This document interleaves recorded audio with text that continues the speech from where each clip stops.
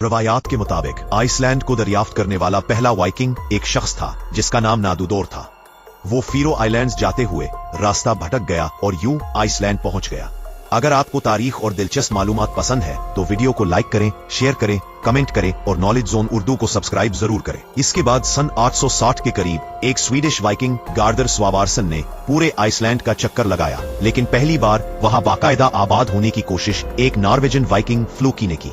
सख्त सर्दियों की वजह से उसके जानवर मर गए, जिसके बाद वो वापस नॉर्वे चला गया, लेकिन इसी ने इस सरजमीन का नाम आइसलैंड रखा। सन 874 में आइसलैंड और बरतानवी जजायर से वाइकिंग्स बड़ी तादाद में आइसलैंड आने लगे।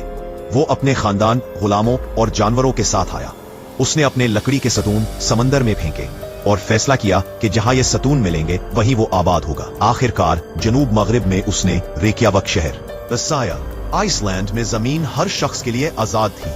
मछली बहुत ज्यादा थी और भेड़ें पालने के लिए जमीन बेहतरीन थी, इसीलिए आबादी तेजी से बढ़ी और सन 930 में वाइकिंग्स ने अल्थंग के नाम से एक बड़ी मजलिस कायम की, जो दुनिया की कदीम तरीन पार्लिमानों में शुमार होती है।